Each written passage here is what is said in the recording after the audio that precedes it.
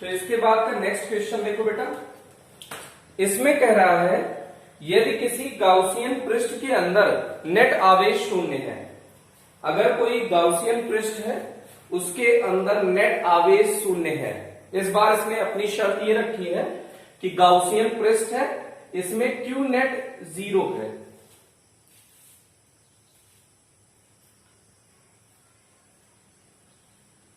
तो इसका अर्थ यह है कि पृष्ठ के प्रत्येक बिंदु पर तीव्रता भी शून्य होगी। इसका मतलब ये पूछ रहा है कि क्या ये बताइए कि क्या पृष्ठ के अंदर सभी बिंदुओं पर तीव्रता भी शून्य होगी। अगर किसी भी बंद पृष्ठ के अंदर कुल आवेश शून्य है तो क्या आपको ये बताना है कि सभी बिंदुओं पर तीव्रता भी शून्य होगी। तो आंसर है नहीं। रीजन क्या है बेटा, आप देखने की कोशिश करें। जैसे फाई इक्वल्स होता है Q net upon epsilon not, Q net 0 है तो ये तो 0 आ जाएगा, और फाई 0 होने की एक शर्त और होती है, integral E D A cos theta. E D A cos theta अगर 0 है, ई और डी ए का नियत हो तो ई ए हो जाएगा, तो ई ए कॉस थीटा 0 है। तो ई अगर 0 नहीं है, क्षेत्रफल इसके 0 होने की 3 शर्त है, या तो ई 0 हो जाए, या ए 0 हो जाए, या थीटा 90 डिग्री हो जाएगा। थीटा 90 डिग्री होगा तो भी ये 0 हो जाएगा। तो अगर ई 0 हो भी सकता है कुछ बिंदुओं पर, नहीं भी हो सकता है, तो पहला केस। दूसरा केस, अगर क्षेत्रफल ही 0 हो जाए, सदिश क्षेत्रफल जो आप ले रहे हैं उसका मान 0 हो जाए तो भी विद्युत क्षेत्र की तीव्रता शून्य होगी, वो फ्लक्स शून्य आ जाएगा। और तीसरा केस ये है कि अगर थीटा 0 डिग्री आ जाए, वो 90 डिग्री आ जाए, तो ई व ए के मध्य यदि थीटा इक्वल्स 90 डिग्री हो तो भी फ्लक्स शून्य होगा। तो उस स्थिति में तो ना तो विद्युत क्षेत्र शून्य है, ना तो सदिश क्षेत्रफल शून्य है। तो ऐसा कहना कि हर बिंदु पर विद्युत क्षेत्र शून्य होगा, ये गलत है। लेकिन अगर ये उल्टा कहता, देखिए ये क्वेश्चन समाप्त हो गया, इसका आंसर समाप्त हो गया। अब इसमें हम थोड़ा सा कॉम्प्लिकेशन बता रहे हैं कि अगर इसी क्वेश्चन में ये कहता कि विद्युत क्षेत्र शून्य है तो क्या नेट आवेश के बारे में क्या कहेंगे। तो अगर विद्युत क्षेत्र शून्य होता तो नेट आवेश शून्य होता, तो फ्लक्स भी शून्य होता। अगर विद्युत क्षेत्र ही नहीं है तो इसका मतलब वहां पे नेट आवेश भी 0 है और वहां पर फ्लक्स भी 0 होगा।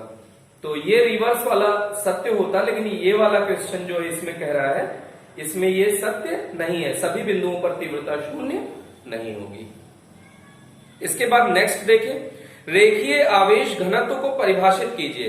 रेखीय आवेश घनत्व को हम पीछे भी बता चुके हैं, एकांक लंबाई पर वितरित आवेश को रेखीय आवेश घनत्व कहते हैं। बेटा एकांक लंबाई पर वितरित आवेश को रेखीय आवेश घनत्व कहते हैं, इसे लैम्डा से प्रदर्शित करते हैं। इसका हमने कई बार यूज कर लिया तो इसके डिस्कशन की कोई जरूरत नहीं।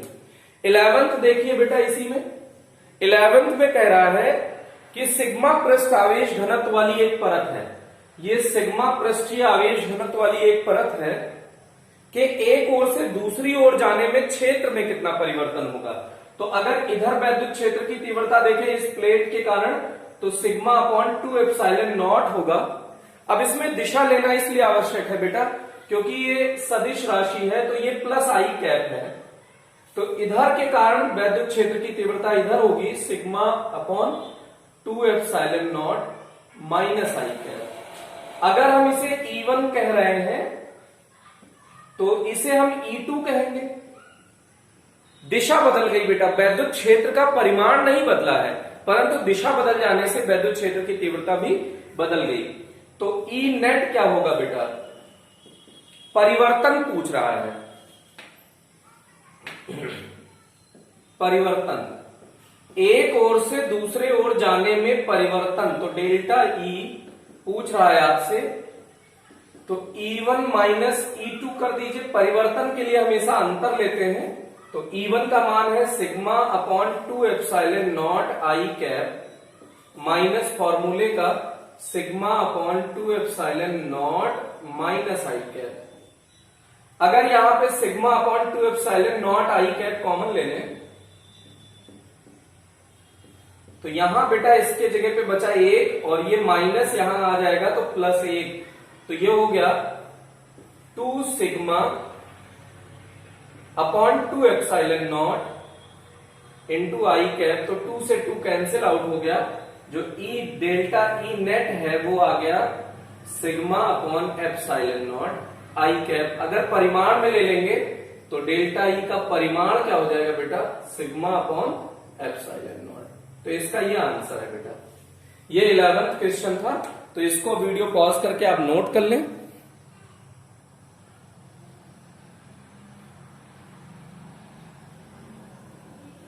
इसके बाद का नेक्स्ट क्वेश्चन देखिए बेटा,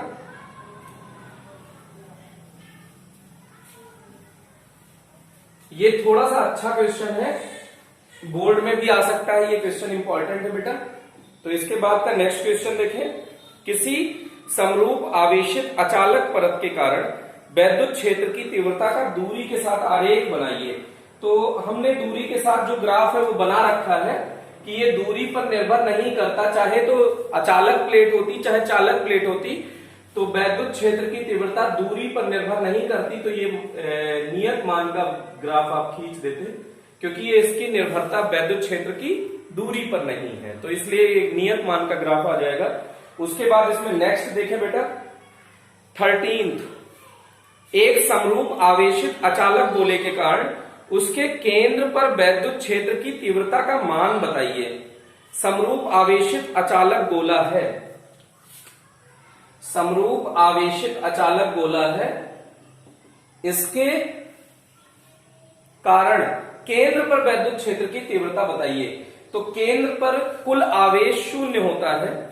जैसे आप गाउसियन पृष्ठ अगर लेते तो इसमें परिबद्ध आवेश, गाउसियन पृष्ठ से परिबद्ध आवेश शून्य होगा, क्योंकि वैद्युत क्षेत्र की तीव्रता आवेश की मात्रा पर निर्भर करती है। तो अगर कुल आवेश शून्य है तो ई केंद्र क्या हो जाएगा बेटा, 0। तो ई केंद्र अचालक गोले के कारण भी क्या होता है, 0, और चालक के कारण भी क्या होता है, 0। अब अगला क्वेश्चन है, यदि आवेश Q को एक गोले के केंद्र पर रखा जाए। अगर मान लीजिए ये गोला है, इसके केंद्र पर Q आवेश रखा है। अब यदि आवेश को समान आयतन के बेलनाकार पृष्ठ के अंदर, इसी आवेश को लिया है और समान आयतन का बेलनाकार पृष्ठ है के अंदर स्थापित किया जाए, तो दोनों स्थितियों में निर्गत वैद्युत फ्लक्स का अनुपात क्या होगा। तो निर्गत जो वैद्युत फ्लक्स है वो आवेश की मात्रा पर निर्भर करता है। पृष्ठ देखिए, ये भी बंद पृष्ठ है, वो भी बंद पृष्ठ है, तो पृष्ठ बंद हो गया तो आवेश जो निर्गत फ्लक्स है वो आकृति पर निर्भर नहीं करता, जो चयनित आकृति है उस पर निर्भर नहीं करता, ये उसके अंदर आवेश पर निर्भर करता है। तो दोनों स्थितियों में फ्लक्स का मान समान होगा। पहली स्थिति में जितना फ्लक्स होगा उतना ही दूसरी स्थिति में भी फ्लक्स होगा। तो इस तरह से हमने इसके सभी अति लघुत्तरात्मक डिस्कस कर लिए। अब हम लोग डिस्कस करने जा रहे हैं लघुत्तरात्मक बेटा। तो लघुत्तरात्मक में 1 से 5 तक तो सिर्फ परिभाषा है, वो आप कर लेंगे। उसके बाद छठा देखिए, किसी चालक वस्तु पर आवेश सदैव बाह्य पृष्ठ पर ही होता है, स्पष्ट कीजिए। बाह्य पृष्ठ पर होता है ये स्पष्ट करना है। क्या कह रहा है कि किसी चालक वस्तु, ये कोई मान लीजिए चालक वस्तु है, इस पर जो आवेश है ये बाह्य पृष्ठ पर ही होता है, स्पष्ट कीजिए। तो हम जानते हैं कि चालक गोले के अंदर वैद्युत क्षेत्र शून्य होता है। तो अगर चालक गोले के अंदर वैद्युत क्षेत्र शून्य होगा तो E A cos theta flux के बराबर होता है, तो ये भी शून्य हो जाएगा। अगर E ही 0 है तो 0 से मल्टीप्लाई होकर फ्लक्स क्या आ गया, 0। तो ये हो गया समीकरण 1। हम जानते हैं phi equals Q upon epsilon naught, phi equals Q upon epsilon naught, और ये फाई 0 है तो Q क्या हो जाएगा बेटा, 0। अगर Q अंदर 0 है तो जो दिया गया आवेश है वो संपूर्ण रूप से कहां चला जाएगा, पृष्ठ पर चला जाएगा। अगर अंदर आवेश नहीं है, आपने Q आवेश दिया है और ये आपने प्रूव कर दिया कि उसके चालक के अंदर आवेश है ही नहीं है, तो जो दिया गया आवेश है वो कहां चला जाएगा, संपूर्ण रूप से पृष्ठ पर चला जाएगा। तो इसका आंसर यही है बेटा कि जो अंदर आवेश शून्य होने के कारण संपूर्ण आवेश सतह पर वितरित हो जाता है। तो ये इसके छठे क्वेश्चन का डिस्कशन था। सातवां देखिए, साबुन का बुलबुला आवेशित करने पर आकार क्यों बढ़ जाता है। ये बहुत बढ़िया क्वेश्चन है कि ये साबुन का बुलबुला है, पहली स्थिति ये होगी। तो पहली स्थिति जब आवेशित नहीं किया है तो जितना इस पे धनात्मक आवेश है उतना ही ऋणात्मक आवेश है। तो जैसे ही आवेशित करते हैं, चाहे प्लस दे दीजिए चाहे माइनस दे दीजिए, तो इसका जो साम्य है, प्लस माइनस बराबर होंगे तो साम्य अवस्था होगी। तो जैसे ही आप धनात्मक आवेश देते हैं तो इसका साम्य विस्थापित हो जाता है। तो कोई भी वस्तु दुनिया में वो साम्य में ही रहना चाहती है। तो ये पुनः अपने साम्य को प्राप्त करने के लिए अपने आकार में क्या करना शुरू कर देता है, वृद्धि कर देता है। तो इसके कारण इसका आकार बढ़ जाता है, चाहे धनात्मक देंगे चाहे ऋणात्मक देंगे। ऐसे भी कह सकते हैं कि समान प्रकार के आवेशों में प्रतिकर्षण के कारण जब वो दूर दूर चले जाएंगे तो पृष्ठीय क्षेत्रफल में भी वृद्धि हो जाएगी। तो इस तरह से इसका ये 7वां क्वेश्चन था। अब 8वां देखें बेटा। 8वां, 9वां, 10वां, 11वां ये आपका सीधे सीधे थ्योरी पार्ट है। तो थ्योरी हमने करा रखी है तो उसका डिस्कशन करने की रिक्वायरमेंट नहीं है। 12th देखें, यदि आप कार में जा रहे हैं तो बिजली गिरने वाली है, आप अपनी सुरक्षा के लिए क्या करेंगे। आप जानते हैं कि दिया गया संपूर्ण आवेश पृष्ठ पर वितरित हो जाता है। अच्छा, कार कैसी वस्तु है बेटा, बंद वस्तु है। अगर उसका शीशा खुला है तो आवेश अंदर चला जाएगा, आप मर जाएंगे। अब आप उससे बचने के लिए क्या करें, अगर कांच उस शीशे उसके चढ़ा लें तो अब संपूर्ण रूप से वो पात्र बंद हो गया। कार है वो संपूर्ण रूप से चालक गोले की भांति या चालक बंद आकृति की भांति व्यवहार करने लगेगा। तो जो उस पर बिजली गिरेगी वो संपूर्ण रूप से उसके पृष्ठ पर फैल जाएगी और आप अंदर बैठे रहेंगे लेकिन आप सुरक्षित रहेंगे। तो इस तरह से बिजली गिरने का प्रभाव आपके ऊपर निरस्त हो जाएगा। हाँ, ये आवश्यक है कि उसमें आवेश होते हुए अर्थ में थोड़ी देर में चला जाए, नहीं तो आप जब भी उसका शीशा खोलेंगे तो आपको शॉक लगेगा। तो ये उसका एक अल्टरनेटिव होना चाहिए कि आपका आवेश अर्थ में जरूर चला जाए। तो इसीलिए जो बढ़िया गाड़ियां होती हैं उसमें जो टायर होते हैं उसमें सुचालक पदार्थ भी मिलाए जाते हैं, जिससे कि अगर उस पर किसी रीजन से आवेश गिरा है तो वो भूमि में चला जाए। परंतु अभी सुरक्षित होने के लिए, उस समय बचने के लिए, बिजली जब आपको गिरती, आपके गाड़ी पर गिरने वाली है तो आप क्या करें, उसके शीशे लॉक कर दे, शीशे बंद कर दे, तो वो चालक बंद पृष्ठ की भांति व्यवहार करने लगेगा। तो आवेश संपूर्ण रूप से उसके पृष्ठ पर वितरित हो जाएगा, अंदर आवेश नहीं होगा, तो आप बच जाएंगे। इसके बाद का नेक्स्ट क्वेश्चन देखें। दो सीधे समांतर रेखीय आवेश पर रेखीय आवेश घनत्व λ1 λ2 है बेटा। अब यहां पर दो सीधे तार ले लिए हमने, इस पर रेखीय आवेश घनत्व λ1 है, इस पर λ2 है। इनके मध्य प्रति एकांक लंबाई पर लगने वाला बल ज्ञात कीजिए। इन दोनों तारों पर एकांक लंबाई पर लगने वाला बल ज्ञात कीजिए। मान लेते हैं कि ये जो λ1 जिस पर रेखीय आवेश घनत्व है, ये ऐसे अपने चारों ओर वैद्युत क्षेत्र पैदा करेगा। तो इस बिंदु पर λ1 के कारण वैद्युत क्षेत्र की तीव्रता क्या हो जाएगी बेटा, E पहले के कारण 2k λ/r। अगर ये दूरी यहां से यहां तक की ये दूरी r है तो ये हो जाएगा 2k λ/r। अब यहां पे ये लैम्डा कितना है, तो आंसर है λ1। यहां के जरूर लिख देंगे 1/4/ε0। अब ये E1 हो गया 2k λ1/r। अब इसके बाद पूछ रहा है कि प्रति एकांक लंबाई पर इनमें लगने वाला बल ज्ञात कीजिए। तो हम जानते हैं F = QE होता है बेटा। प्रति एकांक लंबाई पर बल है तो ये L से दोनों तरफ डिवाइड कर दीजिए। Q कौन सा होगा, ये वाला, इस पर जो आवेश है, तो Q/L, इसको अपन कह सकते हैं λ2 को Q/L।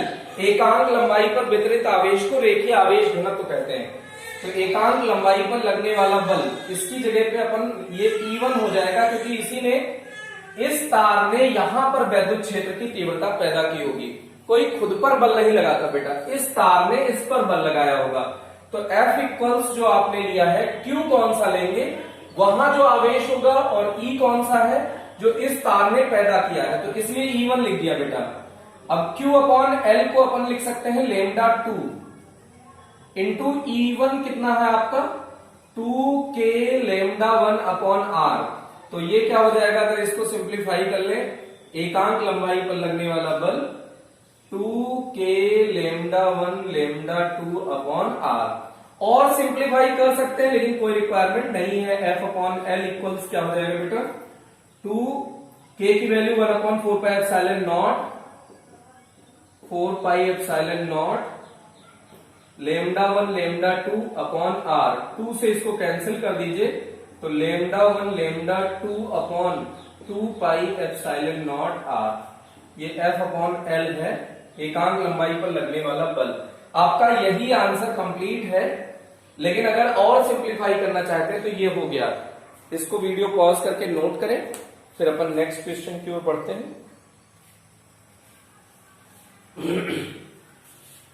ये थोड़ा सा अच्छा क्वेश्चन है बेटा, इस टाइप का क्वेश्चन, क्योंकि आगे इस टाइप के कई बहुत सारे क्वेश्चन हम लोग डिस्कस करेंगे। तो अभी के लिए ये वाला क्वेश्चन आप देखें। फिर अगला क्वेश्चन है, दो अनंत विस्तार के समतल समांतर तल हैं। दो अनंत विस्तार के समतल समांतर तल है बेटा, क्रमशः है समान आवेश घनत्व, एक पर प्लस सिग्मा है और एक पर माइनस सिग्मा है। समान आवेश घनत्व प्लस सिग्मा व माइनस सिग्मा है, इनके मध्य किसी बिंदु पर वैद्युत क्षेत्र की तीव्रता का मान ज्ञात कीजिए। तो यहां पर आप जिस बिंदु पर, मान लीजिए इस बिंदु पर तीव्रता ज्ञात करना चाहते हैं, तो जिस बिंदु पर तीव्रता ज्ञात करना चाहते हैं उस बिंदु पर एकांक धनावेशित परीक्षण आवेश रख दीजिए। तो अगर यहाँ परीक्षण आवेश आपने प्लस रखा है, प्लस क्यू नॉट रख समझिए, तो यहां से ये प्लस प्लेट है, तो ये यहाँ पे प्रतिकर्षण करेगा। ये हुआ E1 मान लेते हैं, इसके कारण प्रतिकर्षण। ये माइनस प्लेट है, तो इस प्लस आवेश को आकर्षित करेगा, तो इसके कारण वैद्युत क्षेत्र की तीव्रता है E2। तो बिंदु P पर वैद्युत क्षेत्र की तीव्रता EP क्या हो जाएगी, दोनों समान दिशा में है तो सीधे सीधे जुड़ जाएगी। तो E1 एक प्लेट के कारण अगर आप कहें तो E1 होता है सिग्मा अपॉन 2 एप्सिलॉन नॉट, दूसरे प्लेट के कारण भी हो जाएगा सिग्मा अपॉन 2 एप्सिलॉन नॉट। अगर सदिश रूप में लेंगे तो प्लस आई कैप, तो ये भी समान दिशा में है, जुड़ ही जाएगा कभी। तो आप ऐसे लिख सकते हैं सिग्मा अपॉन एप्सिलॉन नॉट। ये E एट P पॉइंट है। बेटा एक स्थिति ये भी हो सकती है, इस साइड पूछे या इस साइड पूछे, ये इस क्वेश्चन का आंसर हो गया। इसी में हम लोग एक केस और डिस्कस करना चाहते हैं कि अगर यहां पर वैद्युत क्षेत्र की तीव्रता पूछी होती तो कितनी होती।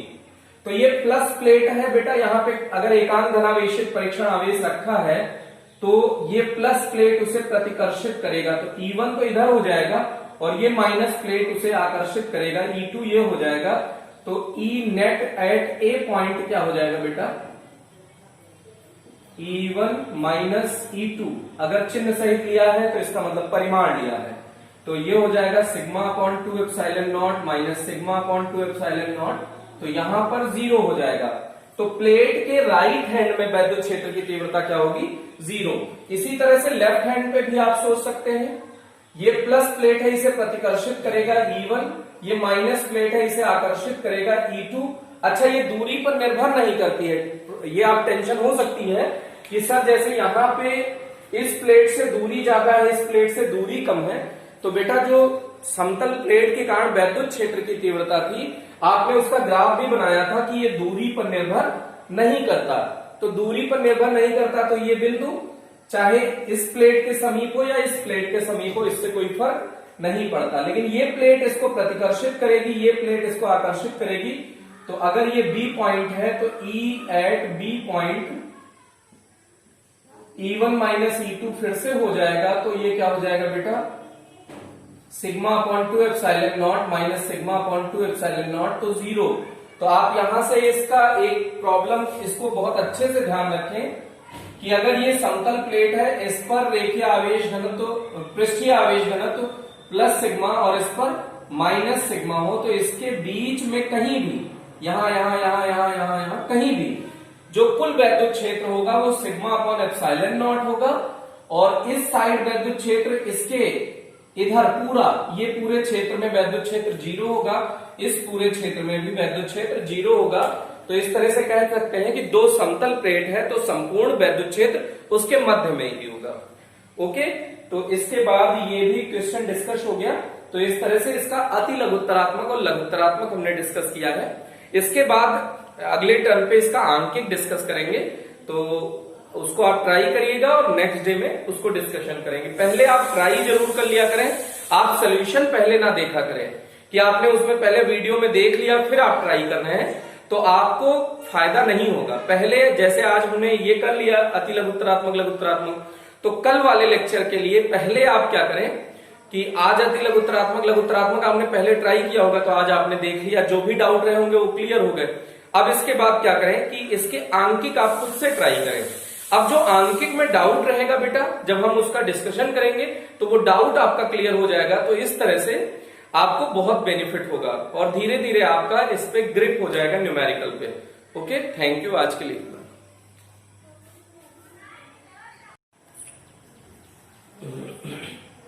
Good morning students. तो आज हम लोग गाउस के नियम के अनुप्रयोग कर रहे थे, तो उसमें हमने एग्जाम्पल्स कर रखे हैं। तो एग्जाम्पल्स के बाद हम लोगों ने जैसा कि कहा था कि डिस्कशन होगा अति लघुत्तरात्मक और लघुत्तरात्मक का, तो उसमें से पहला पोर्शन अति लघुत्तरात्मक का देखते हैं। तो अति लघुत्तरात्मक का पहला पोर्शन, पहला क्वेश्चन आप देखें।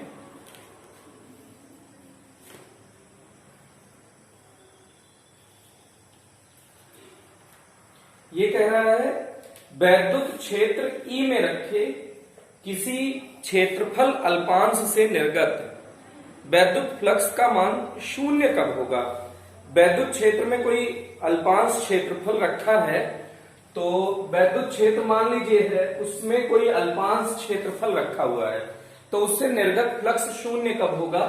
तो अगर ये अल्पांश क्षेत्रफल ये ऐसा है और वैद्युत क्षेत्र ऐसा है, मतलब जो ये अल्पांश क्षेत्रफल है इसकी दिशा और वैद्युत क्षेत्र की दिशा ये परस्पर लंबवत हो जाए, क्योंकि phi equals E D A cos theta, अगर थीटा 90 डिग्री हो जाए, ई डी ए कॉस 90, तो निर्गत फ्लक्स क्या हो जाएगा बेटा, शून्य हो जाएगा। तो इन्होंने कहा है कि निर्गत वैद्युत फ्लक्स का मान शून्य कब होगा। तो आंसर है जब ई और डी ए के मध्य का कोण कितना डिग्री हो जाएगा, 90 डिग्री हो जाएगा। इसका दूसरा आंसर, दूसरा क्वेश्चन देखें। एक समरूप आवेशित अचालक गोले के कारण वैद्युत क्षेत्र की तीव्रता किन बिंदुओं पर शून्य होगी। तो वैद्युत क्षेत्र की तीव्रता किन बिंदुओं पर शून्य होगी ये जानने के लिए आप देखिए, आपने जो डेरिवेशन किया है अचालक गोले का, जिसमें आवेश संपूर्ण आयतन में समान रूप से वितरित रहता है, तो आपने इस डेरिवेशन में अगर याद हो तो ई केंद्र आपने 0 याद किया था। एक स्थिति और होगी बेटा, अगर ये दूरी धीरे धीरे धीरे धीरे धीरे धीरे बढ़ती अनंत की तरफ जाए, आर टेंडिंग टू अनंत, आर एग्जैक्ट अनंत तो हो नहीं सकता, तो ई आउटसाइड का फॉर्मूला अपन ने पढ़ा था के क्यू अपॉन आर स्क्वायर। के क्या है बेटा, 1/4πε। तो अगर r इन्फिनाइट की तरफ टेंड कर रहा है तो इसका मतलब 1/0 और 0 पलट के ऊपर जाएगा तो भी e आउटसाइड 0 हो जाएगा। कब के लिए बेटा, जब ये दूरी लगभग अनंत की ओर अग्रसर होगी। तो पहला केस है, अगर केंद्र पर रखा है, वो केंद्र पर वैद्युत क्षेत्र की तीव्रता निकालेंगे तो शून्य होगी, अगर अनंत पर वैद्युत क्षेत्र की तीव्रता निकालेंगे तो शून्य होगी, बाकी किसी भी स्थिति में शून्य नहीं होगी। तो इसके बाद आप देखें तीसरा क्वेश्चन, इसका डिस्कशन होने जा रहा है। तीसरा कह रहा है आवेशित चालक के एकांक क्षेत्रफल पर लगने वाले बल का सूत्र ज्ञात कीजिए तथा इसकी दिशा भी बताइए। एकांक क्षेत्रफल पर लगने वाले बल को दाब कहते हैं बेटा, तो इनडायरेक्टली ये दाब का सूत्र पूछ रहा है, पी वैद्युत का सूत्र पूछ रहा है, लेकिन आप तो सीधे सीधे एकांक क्षेत्रफल पर लगने वाला बल F अपॉन ए पूछ रहा है, इसका मतलब P पूछ रहा है, कौन सा, वैद्युत। तो P वैद्युत क्या होता है बेटा, sigma square upon 2 epsilon not. ये हो गया आपका इसका आंसर। अब इसकी दिशा क्या होगी, दिशा हमेशा पृष्ठ के तल के लंबवत होगी, कभी भी दिशा क्या होगी इनकी, पृष्ठ के तल के लंबवत होगी। नेक्स्ट इसका देखें बेटा, वैद्युत आवेश के कारण ऊर्जा कहां संग्रहित रहती है। तो वैद्युत आवेश जो आप देते हैं उसके कारण उसके संपूर्ण आयतन में संरक्षित रहती है ऊर्जा। ऊर्जा जो संरक्षित होती है वो उस जो आवेश आप देते हैं तो उसके कारण जो क्षेत्र होगा उसके संपूर्ण आयतन में संरक्षित रहती है। तो इसके बाद का नेक्स्ट क्वेश्चन क्या है, संपूर्ण आयतन में।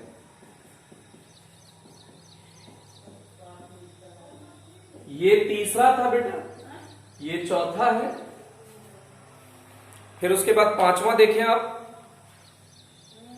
पांचवा कह रहा है एक डी व्यास के चालक गोले को क्यों आवेश दिया जाता है, गोले के अंदर वैद्युत क्षेत्र का मान क्या होगा। अगर डी व्यास का एक चालक गोला है, ये डी व्यास है बेटा, तो एक चालक गोला है, इसको क्यों आवेश दिया जाता है, तो क्या पूछ रहा है, गोले के अंदर वैद्युत क्षेत्र का मान क्या होगा।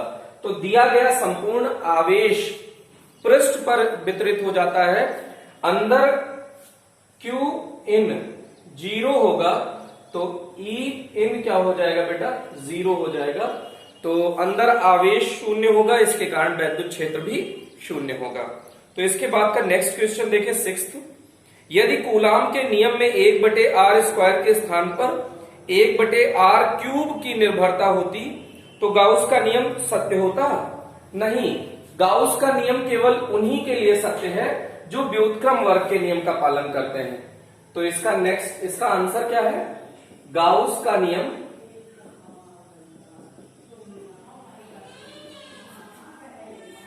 केवल उन्हीं क्षेत्रों के लिए वैध है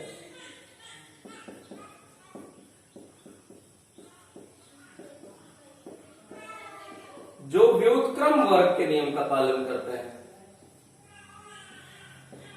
व्युत्क्रम वर्ग का मतलब होता है 1/r² का पालन करते हैं।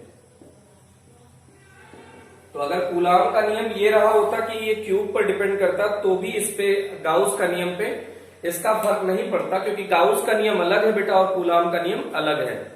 तो इसके बाद का नेक्स्ट क्वेश्चन देखें, 7th, यदि किसी गाउसियन पृष्ठ में परिबद्ध नेट आवेश धनात्मक है तो पृष्ठ से पारित फ्लक्स की प्रकृति क्या होगी। तो 7th देख लीजिए बेटा कि अगर कोई ये पृष्ठ है, गाउसियन पृष्ठ में परिबद्ध नेट आवेश धनात्मक है, यहां पर अगर ये पॉजिटिव है तो वैद्युत क्षेत्र रेखाएं बाहर की ओर निकलेंगी बेटा। तो वैद्युत क्षेत्र रेखाएं जब बाहर की ओर निकलती हैं तो फ्लक्स क्या होता है बेटा, धनात्मक होता है। तो अगर क्यू नेट पॉजिटिव है तो जो पारित इससे फ्लक्स होगा वो धनात्मक होगा। इसके बाद का नेक्स्ट क्वेश्चन आप देखें,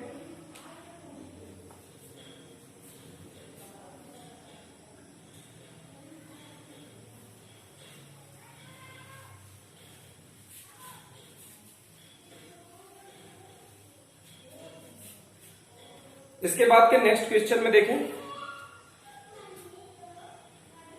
यदि वैद्युत क्षेत्र में स्थित किसी बंद पृष्ठ से निर्गत वैद्युत फ्लक्स शून्य है, अगर कोई बंद पृष्ठ है उससे निर्गत वैद्युत फ्लक्स शून्य है तो इस संदर्भ में क्या कहा जा सकता है। तो वैद्युत फ्लक्स शून्य होने की दो स्थितियां हो सकती है बेटा। अगर पहली स्थिति Q इनसाइड या Q जो बंद पृष्ठ है वही 0 हो, Q नेट 0 हो, बंद पृष्ठ से परिबद्ध कुल आवेश क्या हो बेटा, 0 हो। और दूसरी स्थिति ये भी हो सकती है,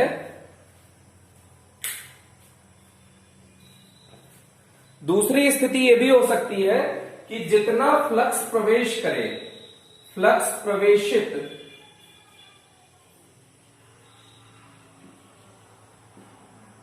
अगर उतना ही फ्लक्स निर्गत हो जाए, फ्लक्स प्रवेशित इक्वल्स फ्लक्स निर्गत हो जाए, तो भी जो नेट फ्लक्स होगा वो शून्य होगा। तो यहां पे देख लीजिए क्वेश्चन क्या कह रहा है, यदि वैद्युत क्षेत्र में स्थित किसी बंद पृष्ठ से निर्गत कुल वैद्युत फ्लक्स शून्य है, तो इस संदर्भ में क्या कहा जा सकता है। तो इस संदर्भ में दो बातें कही जा सकती हैं, या तो उस पृष्ठ से परिबद्ध कुल आवेश शून्य है, या तो जितना फ्लक्स प्रवेश कर रहा है उतना ही फ्लक्स निर्गत हो रहा है।